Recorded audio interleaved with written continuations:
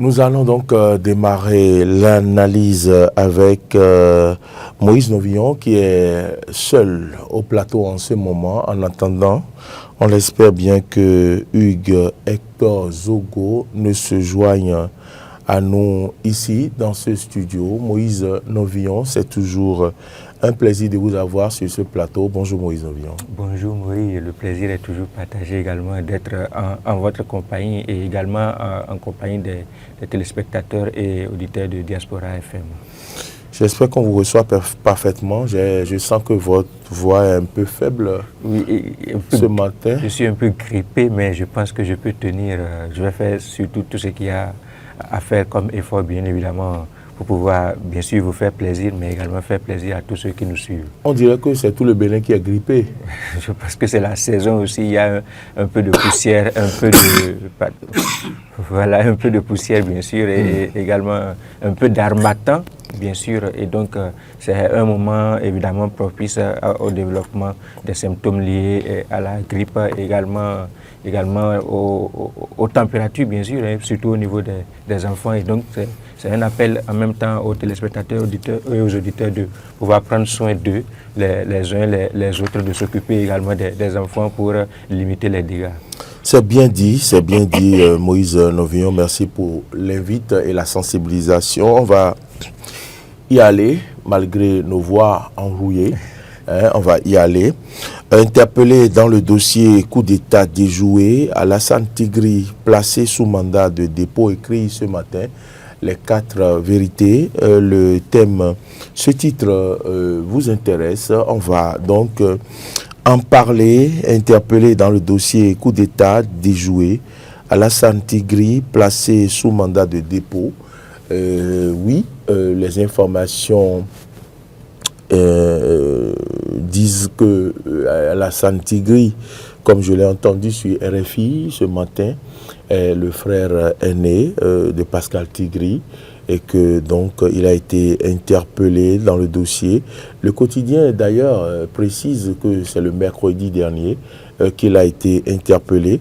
Et donc, on constate qu'une fois interpellé dans le dossier coup d'État déjoué, que le concerné, qui est membre d'un parti politique, vice-président de surcroît, est placé sous mandat de dépôt. Quelles sont les informations que vous avez je pense surtout pêle-mêle sur cette affaire, puisque les auditeurs, les téléspectateurs sont curieux de savoir.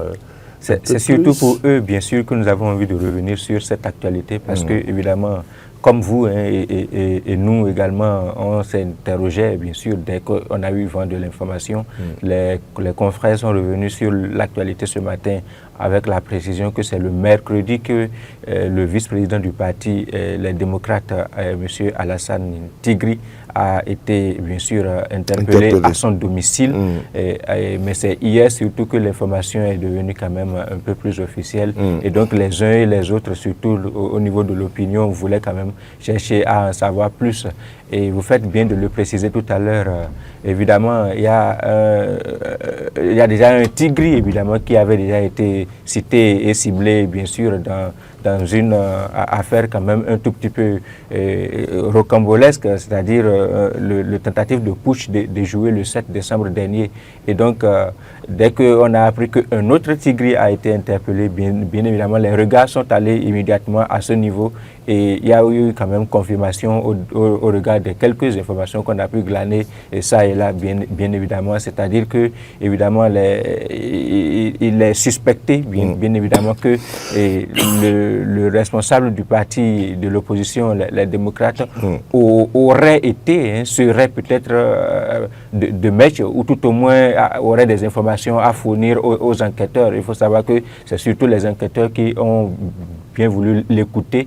Et d'après les informations qu'on a recoupées, c'est qu'il a déjà reçu plusieurs, bien sûr, convocations auxquelles il n'aurait pas, bien évidemment, répondu jusqu'à ce que l'on aille le chercher à son domicile. Le procureur a été, le juge, bien sûr, en charge du dossier de l'enquête, a été obligé de donner mandat, bien sûr, aux forces de l'ordre d'aller le chercher à son domicile.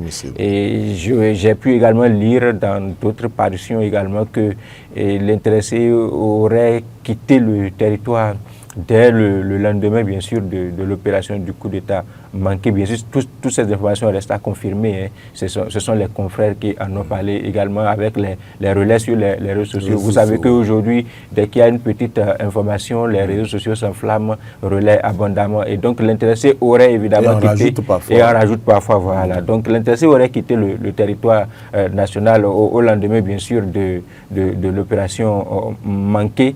Et avant de revenir, et apparemment, c'est à partir de cet instant qu'il avait déjà été, bien sûr, mis sous observation, suivi jusqu'ici, jusqu'à ce que peut-être les éléments d'enquête aujourd'hui ne donnent le droit et le mandat aux juges et bien évidemment aux enquêteurs, bien sûr, d'aller le chercher, peut-être pour en savoir davantage, parce qu'il a quand même passé une journée en garde à vue avant le mandat de dépôt finalement intervenu, je pense, en soirée d'hier. Et donc, pour l'instant, pour tout ce que l'on sait, c'est pas qu'il est coupable, c'est pas également qu'il est responsable de quoi que ce soit, mais il est quand même cité par les enquêteurs pour être entendu, pour être écouté. C'est surtout ce que l'opinion doit d'abord retenir par rapport à cette actualité, c'est que, évidemment, son nom est arrivé, bien sûr, au moment où l'on cherche à creuser, à connaître les tenants et les aboutissants de tout ce qui a conduit à cette malheureuse date du 7 décembre dernier. Et donc,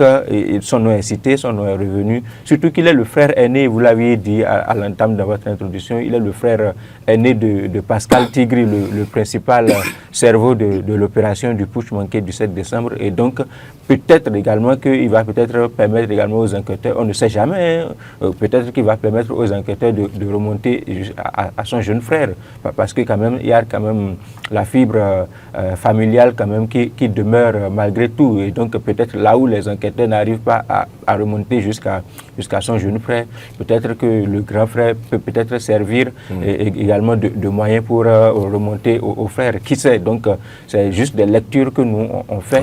Et donc, c'est surtout ce qu'il est très important de souligner.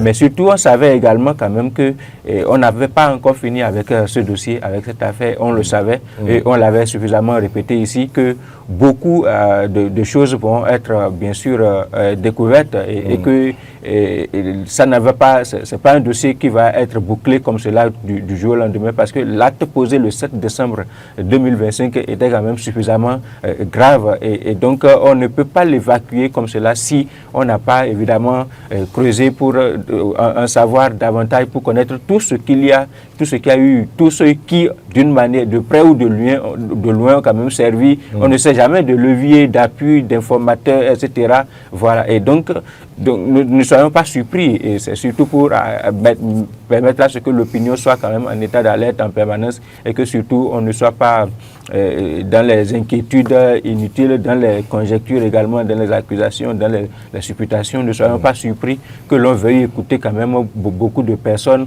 et quel que soit leur rang, quel que soit leur grade, jusqu'à ce que la vérité se manifeste. Il y a déjà eu des acteurs qui avaient déjà été interpellés dans ce dossier, qui ont été relaxés, qui ont été relâchés purement et simplement, ou tout au moins mis sous convocation.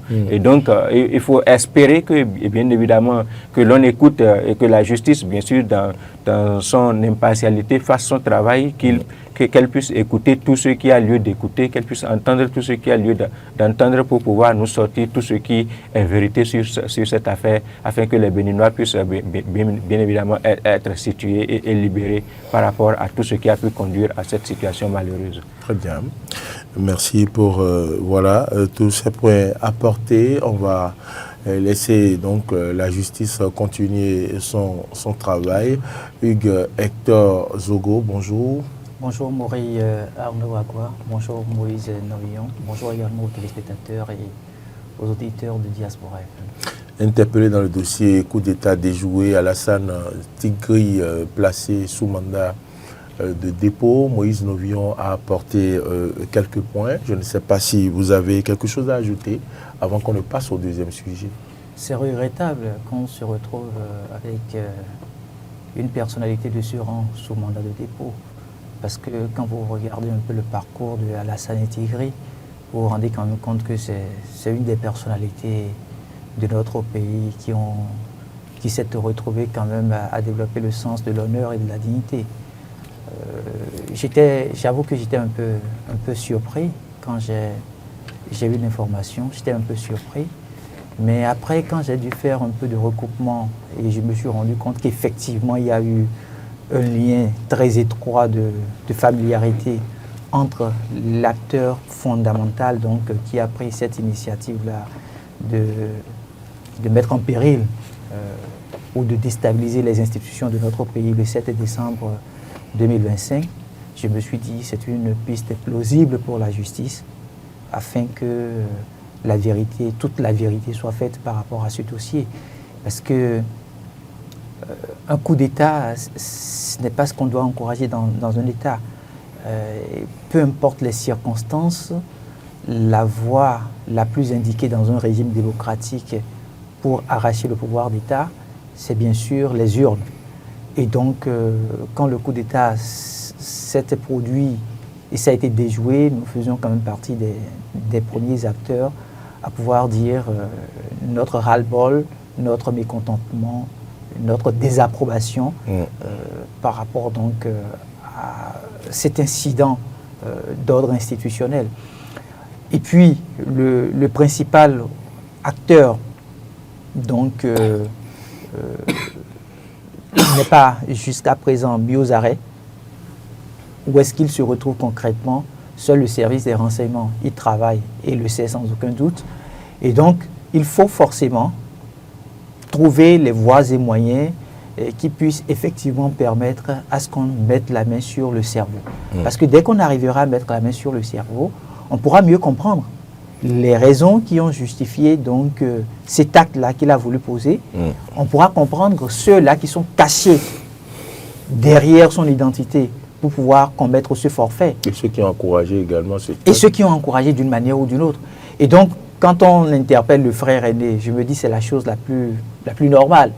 Et puis, la justice telle que Moïse le signifiait tout à l'heure. Peut-être qu'on ne l'interpelle pas par hasard, peut-être que c'est des pistes, c'est des éléments qui ont conduit à lui. Exactement. Et puis, comme Moïse le disait tout à l'heure, il a reçu plusieurs convocations et il ne s'est pas rendu. C'est déjà l'occasion pour nous de dire à nos concitoyens que dès que vous recevez une convocation, ça ne voudrait pas dire que vous êtes coupable.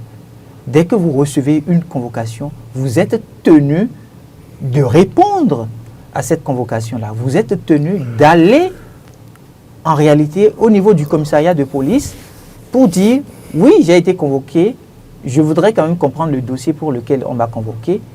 Et l'officier de police judiciaire qui est sur le dossier vous dira ce dont il est question, vous donnez votre part de vérité. Maintenant, si à partir des informations que vous aviez pu partager avec l'officier de police judiciaire, s'il juge opportun ou normal de vous envoyer vers le procureur de la justice de la République pour que vous puissiez vous retrouver devant donc un acteur de droit assermenté capable de mieux apprécier le dossier, lui, il va le faire.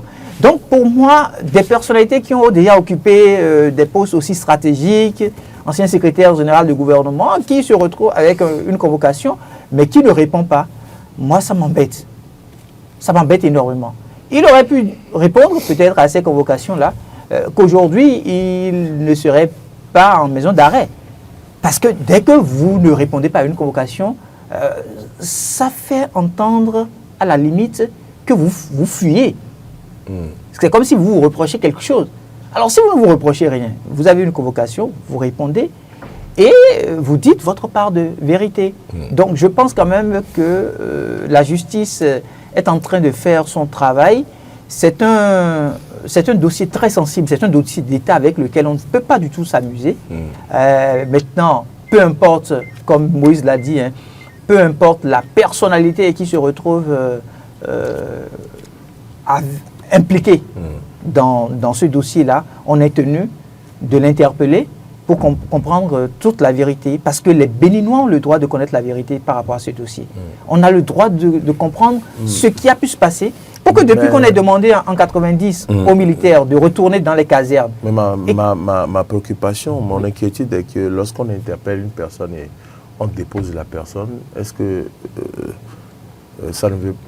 Qu'est-ce que ça veut dire? Non, c'est pour des besoins d'enquête. D'accord. Donc on peut déposer une personne. On peut vous déposer. Et après les enquêtes, constater que. Bien sûr. Déposer ne veut pas dire que la personne. Non, pas du tout. Vous n'êtes pas condamné. Non. Quand la personne est déposée, ça ne voudrait pas dire que la personne est condamnée. Pas du tout. Dès que la personne est déposée, puisque le dossier est en instruction, c'est un dossier en instruction. Et donc la justice a besoin quand même de la sérénité. La justice a besoin de mettre un certain nombre de garde-fous. D'accord. Par exemple, là où il est aujourd'hui, c'est sûr que son téléphone ou ses téléphones portables seraient déjà aux mains de la justice. Okay. On peut remonter à cette discussion avec son jeune frère. Oui. Si éventuellement il y a eu discussion, bien sûr. Bon, c'est des pistes. Donc il y a quand même beaucoup de choses. La justice peut le déposer parce que, se disant, ça peut être aussi un facteur. Hein, on peut le déposer en disant... Le lien qui lie son frère à lui, son frère le voyant en prison, va peut-être abdiquer. C'est des pistes de réflexion. Donc, les enquêteurs... Mais vous avez dit le plus important, oui. C'est pour pouvoir faire des enquêtes par rapport... pour poursuivre les enquêtes. C'est pour poursuivre les enquêtes. Parce que également, vous pouvez interpeller une personne, relâcher la personne, et la personne va fuir. Exactement. Il y a plusieurs paramètres. D'accord. Mais dès que la personne fuit, alors que vous avez déjà peut-être une petite piste qui pourrait vous orienter vers d'autres ouvertures. Dès que la personne quitte le territoire, ça va être très difficile de la ramener. Et puis là, les enquêteurs se mettent en difficulté parce qu'ils se diront, ben, on a quand même eu une piste au départ. On aurait pu garder la personne et finir les enquêtes. Et dès qu'on avance et on se rend compte qu'en réalité, cette piste-là n'est pas si plausible qu'on l'aurait imaginé, on relâche la personne. Merci surtout que dans cette précision. Surtout que dans le cas d'espèce, si ce qu'on lit est avéré, c'est qu'il aurait été suffisamment convoqué, quand même invité à venir de lui-même. Hein. C'est ça. Voilà, s'expliquer, se justifier ou bien donner sa part de vérité ou bien coopérer, voilà, collaborer et sans gain de cause. C'est comme le fils de l'ancien président Boni Yayi. Oui. Il s'est retrouvé aussi interpellé par la justice. Il a répondu à plusieurs convocations. Aujourd'hui, il n'est pas mis en dépôt, il n'est pas gardé, mais il est juste sous contrôle judiciaire. Donc ça voudrait dire que c'est ça que je reproche en fait. Pour le poste ou les postes qu'il a pu occuper dans notre pays, il ne devrait pas ne pas répondre à une convocation. Parce que répondre à une convocation ne voudrait pas... Un ministre de la République. Oui, un ancien ministre et puis un secrétaire général du gouvernement. Ah oui. Oui, il a été secrétaire général du gouvernement sous Boni Yayi. D'accord. Et donc, je ne comprends pas, je ne conçois pas que la justice lui envoie une convocation à travers les commissariats de police et qu'ils ne répondent pas. Très bien, on va donc laisser la justice continuer son travail pour que la vérité triomphe dans quelques mois, peut-être, ou dans quelques semaines, pourquoi pas dans quelques jours. On va passer donc au deuxième sujet sur ce plateau. Hugues-Hector Zogo, Moïse Novillon, ce matin, les 4 vérités, pense que l'heure du vrai bilan a sonné pour donc le gouvernement talon, si je peux le dire ainsi, qui est vraiment en train de boucler ces 10 années. Et le quotidien parle de programme d'action du gouvernement, l'heure du vrai bilan. C'est bien. L'informateur, voilà, l'informateur. Je parlais de quoi? Vous avez dit 4 vérités. Ah oui, bon. On était passé de 4 vérités. On a fini les 4 vérités. L'informateur, l'heure du vrai bilan. Oui, le mot vrai m'intéresse. Pourquoi vrai? Oui, vrai parce que, évidemment, on est déjà emballé par les élections. Là, on vient de finir avec 2 élections, les législatives, les communales et municipales. Donc, on est dans la ferveur électorale et on tend à oublier quand même qu'il y a quand même d'autres sujets quand même. J'ai répété quand même plus combien de fois là maintenant? Je pense 3 fois, au moins 5 fois. Donc, je pense que nous sommes quand même en train d'oublier que, évidemment, il ne faut pas bien sûr se laisser complètement emballé par la ferveur électorale et oublier qu'on doit quand même savoir comment est-ce que Patrice Talon a pu gérer, bien sûr, sur les 10 ans, et surtout comment est-ce qu'il a pu tenir par rapport à son programme de gouvernance. Programme d'action du gouvernement. Voilà, il y avait eu un document phare comme ça élaboré en début de mandat qu'on a nommé PAG. Et donc il y a eu une première phase de PAG qu'on a nommé PAG 1, il y a eu une deuxième phase de PAG qui a quand même des contenus. Et donc évidemment, je pense que nous sommes à l'heure du bilan et du vrai bilan, c'est-à-dire que jusqu'ici on a supputé, on a dit oui, on a fait ceci à tel endroit, on a réalisé telle autre chose ici, on a évalué. Mais je pense que un vrai bilan, si on veut véritablement parler de bilan, un vrai, c'est surtout la possibilité de considérer les documents de départ, les documents de projection, le PAG1, dans les axes retenus en termes d'action, en termes de projet, et de proposer également un document à côté et de dire oui, par rapport à telle projection, on a pu atteindre tel objectif, on a pu relever le défi, par rapport à telle autre projection, on n'a pas pu relever le défi, par rapport à telle autre ambition, voici où nous en sommes, voilà ce que nous voulons, nous pouvons encore en faire, et donc pouvoir faire le bilan comme cela, poser examiner et évaluer sur la base des projections, ou même là où ça n'a pas pu véritablement être touché, que l'on puisse dire oui, on n'a pas pu toucher ici parce que peut-être on n'a pas su mobiliser les ressources, ou alors non, sur le chemin de la mise en œuvre, on s'est rendu compte qu'il y avait telle autre priorité par rapport à ce document, et donc il fallait forcément aller d'abord régler cette priorité-là, aller régler ce problème-là avant de pouvoir poser le pas par rapport à ce que nous avions comme projection. Et donc, en réalité, le vrai bilan, c'est de ça qu'il s'agit. Mais quand on ne dit pas 1, on ne dit pas 2. Nous avons eu le PAG 1 et nous avons le PAG 2. Ça veut dire que le PAG 1, les choses qu'il fallait faire ont été faites avant qu'on ne passe au PAG 2, n'est-ce pas? Pas forcément. On peut ne pas avoir réussi à tout faire et passer à un PAG 2. Parce que entre le PAG 1 et le PAG 2, il y a quand même eu une pause, c'est-à-dire une pause électorale. Patrice Talon a rempilé en 2021. Et donc, ça a donné naissance à un PAG 2. Pour que peut-être s'il y a eu... Avec Patrice Talon 2. Pour que si, peut-être pendant le PAG 1, s'il y a eu des initiatives qui n'ont pas pu être, bien sûr, satisfaites, que l'on puisse les reconduire dans le PAG2, ou alors s'il y a eu des réalités auxquelles on a été confronté dans le PAG1, pour que certaines initiatives n'aillent pas au bout, qu'on puisse les reconsidérer, les réajuster, les reprogrammer pour le PAG2. Et donc, évidemment, il y a du travail à faire, il y a forcément un bilan que les Béninois et surtout les téléspectateurs et les auditeurs, bien sûr, ont envie de savoir par rapport à comment ça a été fait. Bien évidemment, il y a le bilan parle pour lui-même. Patrice Talon, il gouverne avec l'adage qui dit le bien ne fait pas du bruit, le bruit également ne fait pas du bien. Et donc, ça ne communique pas beaucoup par rapport, bien sûr, à partir du gouvernement, ça ne communique pas beaucoup sur les réalisations, sur les actions. Ça communique surtout pour lui-même dans l'opinion par rapport à tout ce qui est fait en bien et en moins bien également. Mais nous sommes en train d'arriver quand même à un niveau où forcément il va falloir que de l'intérieur même du dispositif, de l'intérieur du système, nous puissions quand même avoir la possibilité de revenir sur, bien évidemment, tout ce qui a été actions qui ont été posées.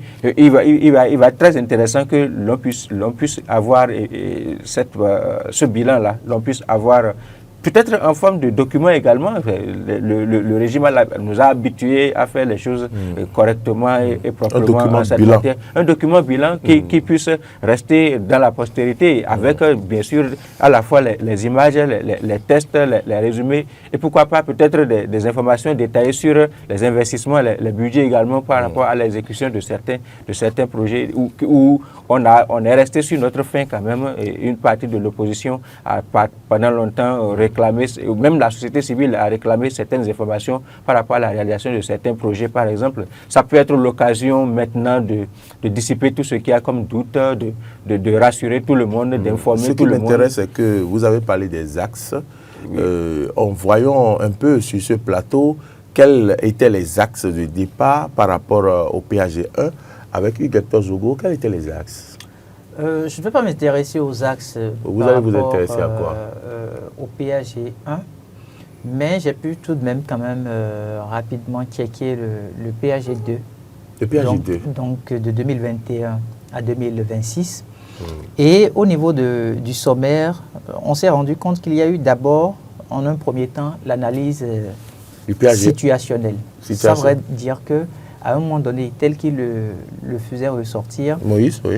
Au niveau de la pause, il y a effectivement eu une analyse qui a permis donc de produire le second document stratégique de développement qui est devenu le programme d'action du gouvernement de la période de 2021 jusqu'en 2026. Et toujours au niveau du sommaire, le deuxième élément fondamental, c'est qu'on a parlé des orientations stratégiques.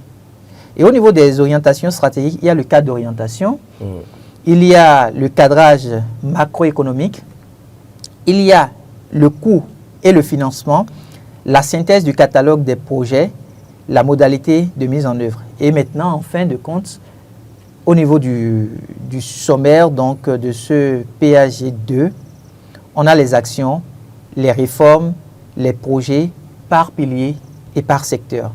Ça voudrait dire que ce document, effectivement, si on se donne le devoir aujourd'hui de vouloir produire un bilan, un vrai, puisque c'est ce que dit le quotidien l'informateur. Le quotidien l'informateur. Dès qu'on va au niveau des différents piliers de base, les différents piliers de base, on peut se dire au départ, voici ce qui était prévu par le gouvernement. Voici ce qui a été fait. Voici ce qui a été fait. Mais au-delà, pour le citoyen ordinaire que je suis, je peux constater que de 2016 à la date d'aujourd'hui, même si le président Patrice Talon n'est pas encore parvenu à terminer son deuxième mandat constitutionnel, je n'ai plus de difficulté en tant que citoyen. Dès que je dois quitter par exemple Cotonou pour me rendre à Banikwara ou à Malanville, je n'ai plus de difficulté avec des postes de contrôle. Je veux parler des postes de contrôle des policiers qui étaient... Je ne voudrais... Oui, c'est un aspect important, d'accord. Mais je voudrais juste, si vous voulez mettre du doigt sur des choses, qu'on reste, par exemple, seulement à Cotonou. La ville de Cotonou. Qu'est-ce qui a changé fondamentalement dans la ville de Cotonou? Ce que vous dites là... Lorsqu'on sait que le PAG ne s'est pas intéressé seulement à la ville de Cotonou, mais sur toute l'étendue du territoire national, il y a eu des réalisations et les images en témoignent, il y a des documentaires qui en témoignent. Mais pour permettre aux gens de toucher au concret, restons à une petite échelle comme Cotonou. C'est juste pour petit périmètre. Oui, pour voir qu'est-ce qui a changé. Alors, déjà, de façon pratique, mais également, on va rentrer un peu dans certains secteurs comme l'économie numérique. Qu'est-ce qui a changé, par exemple, dans le secteur de l'économie numérique, dans l'administration? Qu'est-ce qui a changé? Parce que pour parler des changements, on savait où on était en 2016. Mais Maurice, je ne vous coupe pas, je ne vous arrête pas. J'espère que vous n'êtes pas... Bien évidemment, en tant que, bien sûr, journaliste, évidemment, c'est un travail que nous pouvons faire aisément. Mais je suppose que vous n'êtes pas en train de nous demander de faire le bilan de l'action. Non, je ne vous demande pas de faire le bilan, puisqu'il a commencé par aborder certains aspects. Et que le quotidien parle de vrai bilan. C'est heureux que vous ayez... Moi, je voudrais voir déjà, quand on parle de vrai bilan, qu'est-ce qui a changé autour de nous?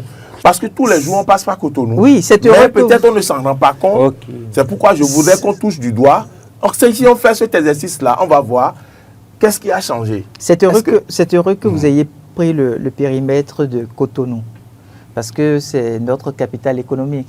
Et le matin, on voit tout le monde accourir vers Cotonou pour travailler.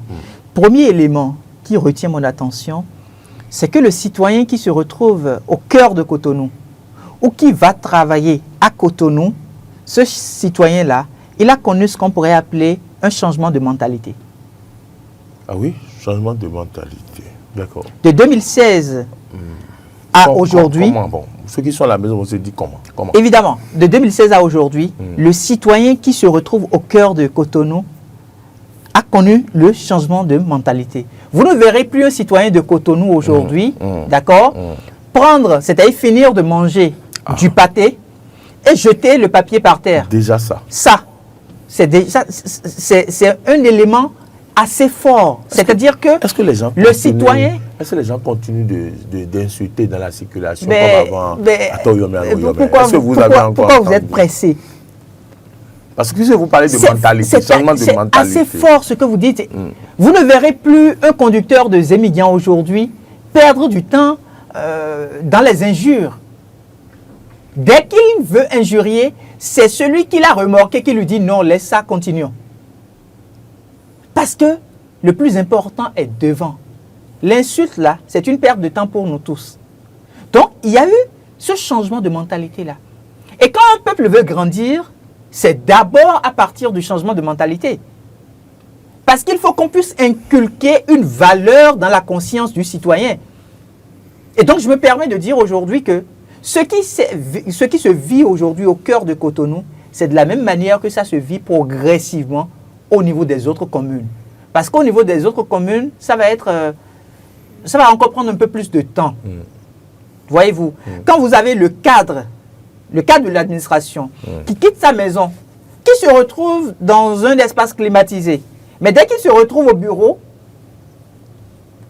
il est dans un environnement à la limite sale. Quel rendement voulez-vous qu'il puisse donner? Avec quel engouement va-t-il se retrouver au niveau de l'administration? Mais il ne donnera pas un bon rendement.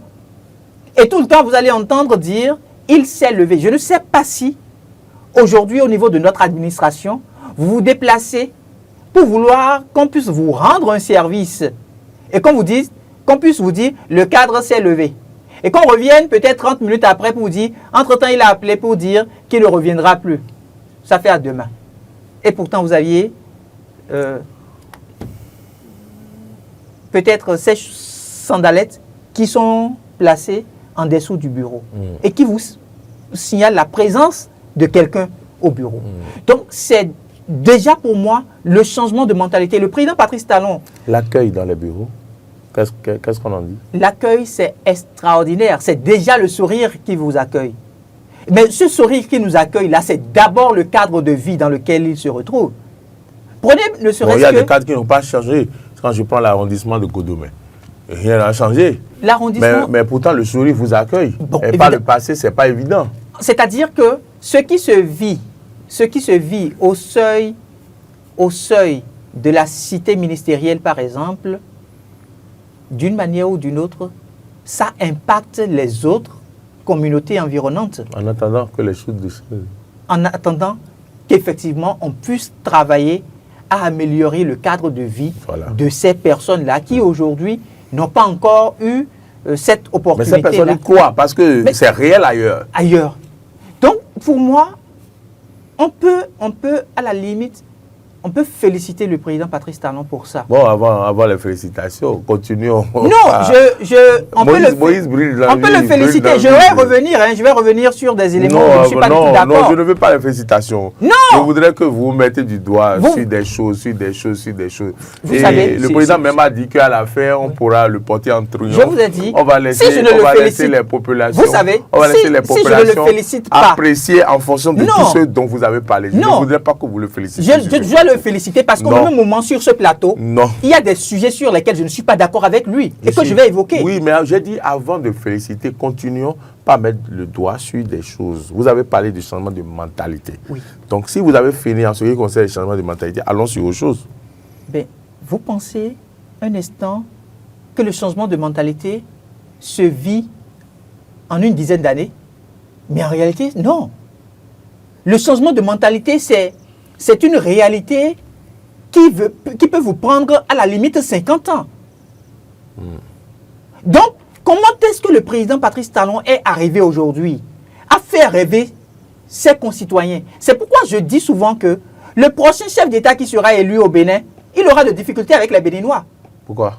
Mais il aura énormément de difficultés s'il n'arrive pas aussi à pouvoir se mettre au niveau où nous sommes arrivés et à pouvoir nous offrir un élément de plus. Oui, mais tout chef d'État a eu des difficultés. Le président Patrice Talon aussi a eu des difficultés avec les Béninois. Non. Avant d'en arriver là. Non, la difficulté que le président... Et ça n'a pas empêché de nous conduire au niveau où on a atteint. Moïse Novio ne dira pas le contraire. La difficulté que le président... Non, la difficulté... Il n'y a pas de peur à craindre les difficultés. Tout président aura des difficultés. La difficulté que le président Patrice Talon a eue, c'est avec les acteurs politiques. Bon, on peut... Avec les acteurs politiques qui ne voulaient pas des réformes institutionnelles dans notre pays. Avec les Béninois aussi. Mais sinon, quand il passe, il dit Mikudo Souroussia. Les acteurs... Ça veut dire qu'il y a un problème. Quand le président circule et voit les populations, il dit Mikudo Souroussia. Ça veut dire qu'il y a problème. Donc, vous c'est pacté avec les acteurs politiques. Non, les acteurs politiques sont ceux-là qui manipulent la masse. Et donc, si à un moment donné, il a pu se retrouver en difficulté, a priori avec ces leaders d'opinion, ces leaders politiques-là, ça voudrait dire que ces leaders qui drainent du monde ont un message qu'ils véhiculent à l'endroit des citoyens ou bien à l'endroit des populations.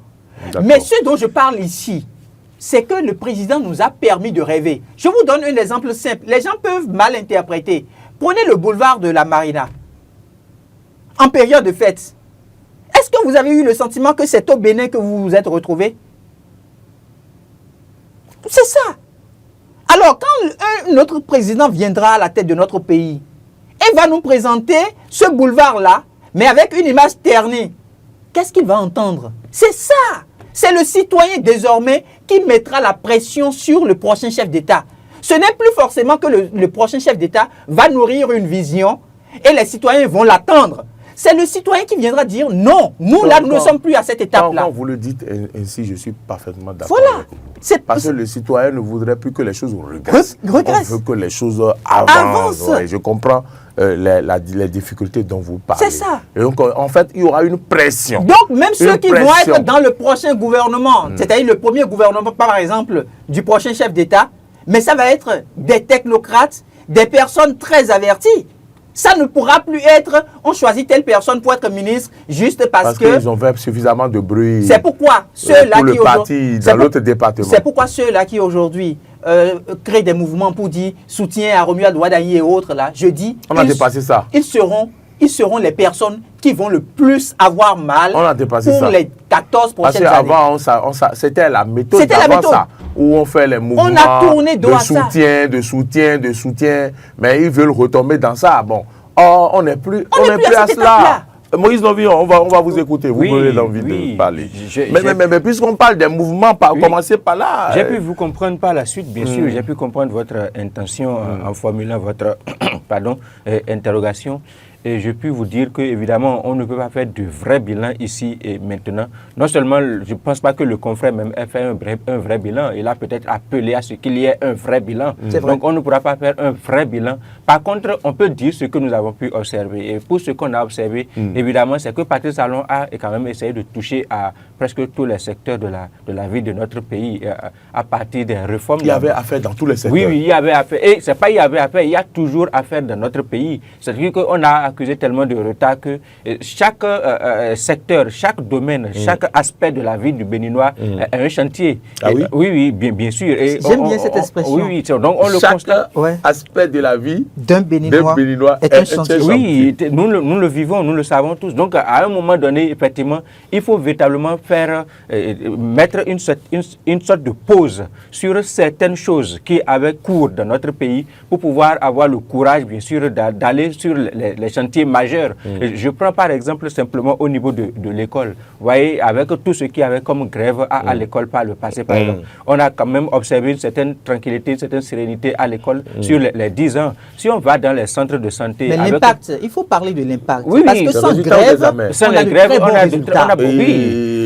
500 Bien sûr. mentions bien. Oui, c'est-à-dire qu'on ne peut pas on ne peut pas parcourir pratiquement tous les secteurs si on ne survole pas un tout petit peu. C'est pourquoi il dit qu'on ne pouvait pas faire de vrais bilans. Mais quand on parle de l'école, je pense que ceux qui nous suivent en tant que téléspectateurs ou auditeurs également, ils peuvent se faire une image, ils peuvent voir ce que nous sommes en train de dire. Quand on va dans le domaine de la santé également, la réalité est là, c'est que par le passé également, même les acteurs, les praticiens, les professeurs, comment je vais dire, les travailleurs même de ce secteur-là, par le passé, on sait ce qui se passait. Les acteurs, il y en avait qui désertaient carrément, qui exerçaient en privé et qui, bien sûr, envoyaient une partie, bien sûr, des patients, des malades vers leurs officines dans le privé. Je pense que très tôt, il a mis faire cela a été assaini où il fallait choisir. Donc, vous devez choisir si vous voulez rester dans le privé ou bien si vous voulez rester dans le public, par exemple. Oui. Voilà, si on quitte également ce secteur et qu'on va dans le domaine des réformes, les réformes politiques, on en a longuement parlé ici. Les acteurs politiques, même aujourd'hui, pour faire de la transhumance. Les réformes politiques, si à la dernière minute, Paul Roumpet dit que c'est pas bon. Non, s'il vous plaît, je ne veux même pas encore aller sur. Oui, bon, c'est juste pour vous dire que la réforme politique, au finish. Bon. Non, puisque nous sommes à l'heure du bilan, puisque c'est du bilan qu'il s'agit, je ne viens même pas encore vers Paul Roumpet. Je vais vers tout ce qu'il y a comme. C'est mieux de ne même pas aller vers Paul Roumpet. Je ne viens pas encore vers Paul Roumpet, ni même vers l'opposition, etc. Je vais vers tous les acteurs en général. Vous voyez, il a fallu quand même du cran, il a fallu du courage, évidemment, pour peut-être calmer certaines des ardeurs par endroits, pour en écarter d'autres par endroits également, parce que foncièrement ancré dans les anciennes pratiques où forcément c'était les intérêts personnels par-dessus tout. Et donc on a réussi quand même à calmer un tout petit peu le Bénin politique. Le Bénin politique, c'est-à-dire que les gens même s'attendaient à ce que la fin de mandat, par exemple, puisse devenir chaotique, catastrophique et difficile à gérer pour Patrice Talon. Il a quand même réussi à maintenir les uns et les autres d'une certaine façon, pas seulement dans les rangs, mais à leur place, pour que nous puissions quand même observer par exemple des élections couplées le 11 janvier dans la tranquillité, dans la sérénité, et que jusqu'à présent, les résultats puissent en train d'arriver, et que les acteurs puissent se satisfaire de leur performance, qu'ils aient réussi ou pas, par exemple. C'est également à saluer. La réforme au niveau de la police également, au niveau de l'armée, la fusion gendarmerie-police. Vous avez vu ce que cela a produit. Il y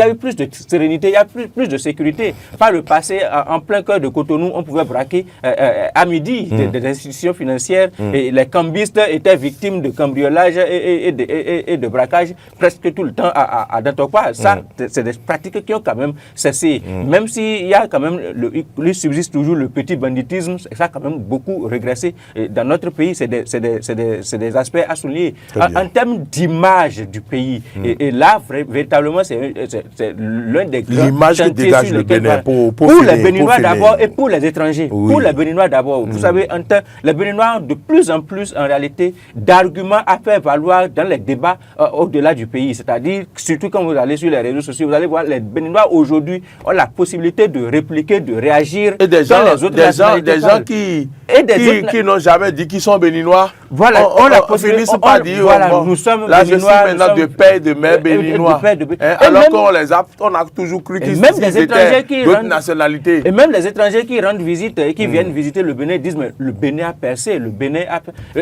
À côté de nous, je ne veux pas dire de nom de pays, mais il y a un pays juste à côté de nous ici où les citoyens, tout le temps, on entend ce que le Bénin est en train de faire. Nous, on est là depuis 50 ans, c'est une seule famille qui nous dirige, mais on n'a même pas pu faire ce que la moitié de ce que le Bénin a pu produire en 10 ans. C'est des discours qui reviennent aujourd'hui. Et donc, en termes d'image, de précis, le Bénin a su redorer le blason, en tout cas, a su remettre le pays, bien sûr, sur quand même le fronton du continent en termes de prestige. Et dans les notations qui arrivent, que ce soit au plan économique, que ce soit au plan social, que ce soit au plan politique, le Bénin est quand même de mieux en mieux classé dans les notations qui arrivent de l'extérieur, et en termes d'infrastructure également. C'est l'autre chantier sur lequel Talon est quand même parvenu à émerveiller en termes de réalisation d'infrastructures, que ce soit infrastructure routière, que ce soit infrastructure en termes de rénovation, d'administration, de construction de centres de santé, etc. Ce qu'on a fait à côté de nous ici à Nouakchott, le Chic par exemple, c'est un centre de santé de référence, c'est vrai, c'est de prestige, mais c'est quand même très intéressant qu'on ait des centres de santé de prestige quand même dans notre pays et l'embellissement de nos principales villes, l'embellissement, ce qu'on a appelé le Grand Nokoué avec quelques déclinaisons à l'intérieur à Parakou. Même à Kandi aujourd'hui, vous allez circuler à Kandi aujourd'hui et vous dire peut-être que vous êtes au cœur de Parakou ou bien même dans une partie de Porto-Novo ou bien de Cotonou. Donc vous pouvez voir, donc Talon il est quand même parvenu et il faut quand même avoir l'honnêteté de reconnaître ça, qu'il est parvenu en réalité à toucher à presque tout ce qu'il y a comme secteur vital de la vie de notre pays. Il est venu nous démontrer que la phrase qui dit que qui embrasse trop mal étreint, qu'on peut embrasser beaucoup de choses bien sûr, et quand même réussir. Et quand même réussir. C'est juste que en réalité, il n'a pas été bien compris. Et il faut l'avouer aussi, on ne l'a pas très tôt compris et il n'a pas été bien compris. Mais également, et tout à fait, c'est que les secteurs bousculés, l'ordre bousculé, parfois, a déteint également sur la vie en termes de subsistance au quotidien. Ça a bousculé les habitudes. Parce que vous imaginez, les personnes, quelle était la réalité, que ce soit les politiciens ou bien les acteurs des filières économiques, etc., qui avaient des intérêts à côté de tout même les fonctionnaires, les cadres qui avaient des intérêts, les gens qui travaillaient, qui étaient des fonctionnaires à l'hôpital, bien sûr, public, et qui avaient des cliniques également dans le privé, et qui glanent d'argent, de ressources un peu partout, et qui avaient un certain train de vie, ont vu quand même leur train de vie régresser. Et c'est là que ça fait beaucoup de tollé. Je pense que le prochain défi, et peut-être Hugues Hector Zogo était en train de le dire, mais il n'a pas su peut-être mettre l'accent sur l'enjeu véritablement. Le prochain défi, c'est de maintenir les Béninois au travail. Parce que par rapport à ce qu'on appelle travail, on est encore en retard. La notion de travail chez nous n'est pas très bien cernée. Vous savez, quand les gens vont faire aide-maçon, ce qu'on appelle aide-maçon, vulgairement chez nous. Vous en avez fait quand vous étiez enfant? C'est pas quand j'étais enfant, on ne fait pas ça quand on est enfant. C'est même quand on est bien grand qu'on fait cela, qu'on a un peu grandi, qu'on fait aide-maçon. Et je vous dis, quand les gens font aide-maçon, ils disent qu'ils ne travaillent pas. Ah bon? C'est pour ça qu'en fin d'année, quand on sort les statistiques sur les chômeurs, etc., les gens veulent crier. C'est-à-dire que quand ils font une maçon, ils disent qu'ils n'ont pas de boulot, qu'ils sont au chômage. Parce qu'en réalité, je suis d'accord peut-être avec la compréhension erronée que les gens ont. Comme on a envoyé tous les enfants à l'école à un moment donné, on leur a dit allez à l'université, et que les gens sortent de l'université avec des licences, bien sûr, dans des filières classiques, et que par rapport à ces, bien sûr, formations classiques, bien sûr, ils n'ont pas pu se reclasser dans l'administration. Tout ce qu'ils trouvent comme occupation par la suite, ils ne déclinent pas ça en termes de boulot. Ils pensent qu'ils sont en réalité au chômage et qu'ils sont en train de se débrouiller.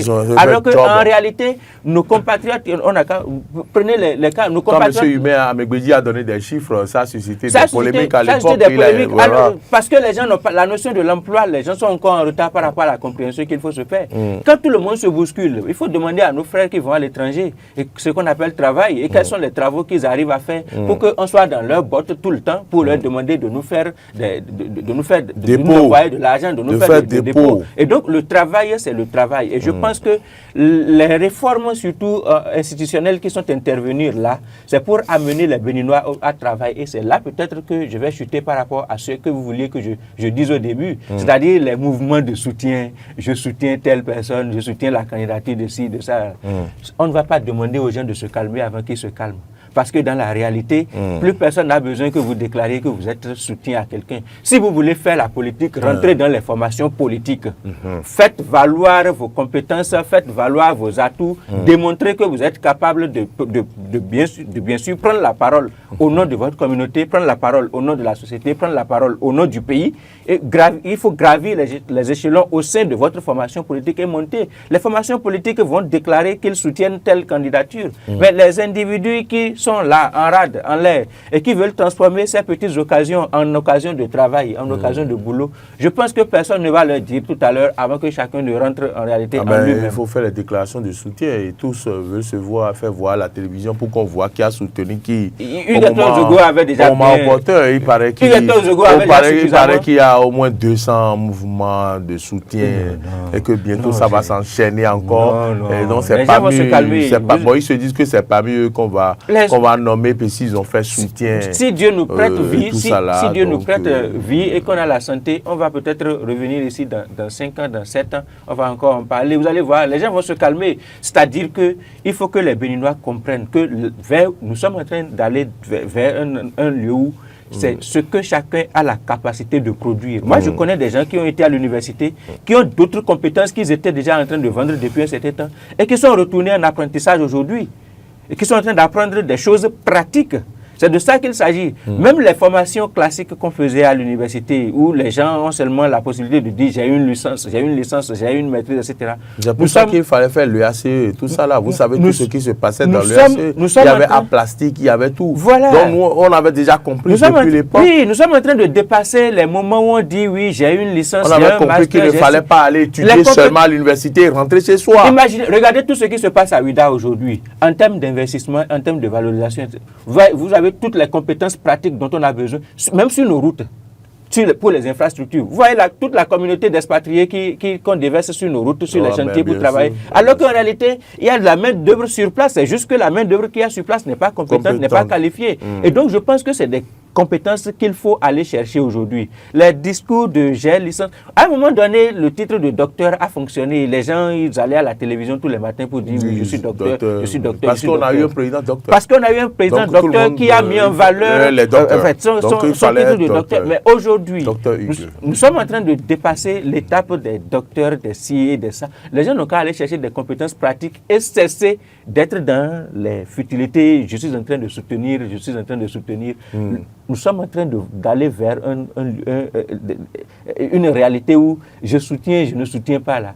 Va avoir peu d'importance si vous n'êtes pas en réalité militant d'une formation politique. Il faut aller faire quelque chose de pratique. Oui, mais il faut apprendre à faire quelque chose de pratique.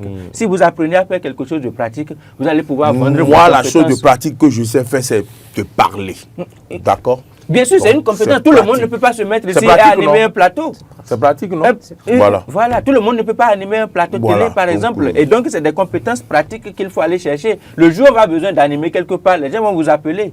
Mais si vous n'avez que votre licence et votre mouvement pour déclarer de soutien, vous allez exhiber votre licence. Mais pendant combien de temps vous allez déclarer votre soutien à un candidat qui sera élu tout à l'heure en avril? On va donner 2 minutes à Hugues pour donc finir. Hugues, 2 minutes vont vous suffire, non? Oui, c'est juste quelques secondes. Et qu'il m'en excuse, j'ai carrément monopolisé la non, pas du tout. Pourquoi vous n'avez pas monopolisé? Vous disiez des choses intéressantes.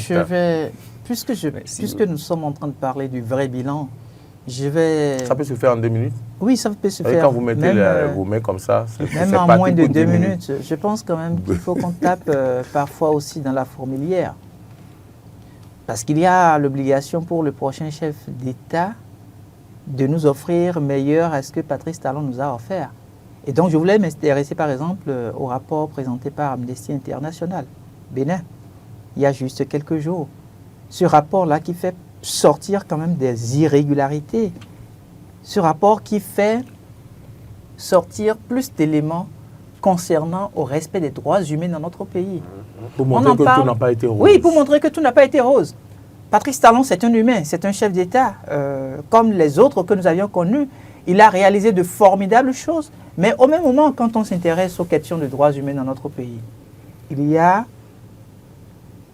je vais dire, une tache d'huile au niveau des droits humains dans notre pays aujourd'hui.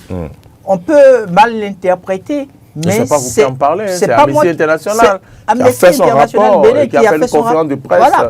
Et puis quand je m'intéresse un peu à leur président, je vais le citer, monsieur le directeur d'Amnesty International Bénin, Dieudonné Dabito, et il dit qu'il souhaite qu'on mette fin aux vagues d'arrestations, de suspension de médias, qu'on s'intéresse un peu plus aux questions de surpopulation carcérale, la détention arbitraire de personnalités politiques d'opposition, ainsi que des interdictions des droits de grève et de manifestation. Et un peu plus loin, ils ont parlé, par exemple, des libertés d'expression, d'association, de réunion pacifique, que tout ça soit garanti. Donc, dans l'un ou dans l'autre cas, on peut se rendre compte qu'à partir de cette déclaration-là, il y a des éléments précis qui, effectivement, n'ont pas été à l'actif du président Patrice Talon. Il a réalisé de très belles réformes dans notre pays. Il a permis à notre pays, comme je le disais tout à l'heure, d'arriver à un niveau où le citoyen voit autrement les choses. Il a agi sur la conscience du citoyen, sans pour autant être au cœur de chaque famille. Mais au même moment où nous apprécions toutes ces prouesses-là, il faut aussi avoir l'honnêteté intellectuelle d'admettre que sur le plan du respect des droits humains, il y a beaucoup d'efforts. Que tout n'a pas marché. Que tout n'a pas marché. Très bien. Et donc le prochain chef d'État aura il a l'obligation de travailler, surtout que, ma foi, surtout qu'il a assez travaillé donc avec Patrice Talon. Il se retrouve être son dauphin. Il est dans une continuité. Il est donc dans une continuité. Il faut que lui, il vienne et qu'il nous présente une autre figure par rapport aux organisations de défense des droits de l'homme dans notre pays. Merci à vous. C'est mon coup de cœur. Et j'espère vivement que ça ne puisse pas être travesti. Non, ça ne peut pas l'être. Non, je préfère le dire ainsi. D'ailleurs, ça va aider parce qu'on sait que il y a des choses qu'on peut encore améliorer. Ne soyez pas surpris que sur les plateformes numériques, TikTok et autres, on puisse juste prendre l'extrait où je ne parle que des questions de droits humains, sans pour autant démontrer qu'à un moment donné, on a apprécié aussi les avancées significatives que le pays a pu connaître. Amnesty International a fait une conférence de presse dont la couverture a fait le tour du monde. Moi, c'est sur RFI que j'ai suivi exactement ce que vous venez de dire. Ça a été dit sur RFI. Mais combien de confrères journalistes béninois ont pu prendre de la hauteur pour en parler? Parce qu'en réalité, c'est ça aussi les réalités que nous vivons. Les organisations sont au cœur de notre pays, font des dénonciations par rapport aux questions de droits humains. Nous, en tant que journalistes béninois, nous avons le devoir et l'obligation donc de pouvoir relayer ces informations-là. Mais nous ne le faisons pas. Et c'est l'international qui s'en occupe. Et on est surpris demain que, par exemple, quand le chef de l'État veut inviter des organes de presse pour faire des déclarations, que ce soit encore ces organes-là qui se retrouvent à l'international, qui soient les premiers à être invités. Parce qu'il nous revient de jouer pleinement notre partition. Merci à vous. Merci pour tout ce que vous avez apporté sur ce plateau ce matin. Moïse Nouvion, merci. Vous restez avec nous pour l'actu décalée. Hugues Hector Zogo, c'est moi qui vous remercie. Merci.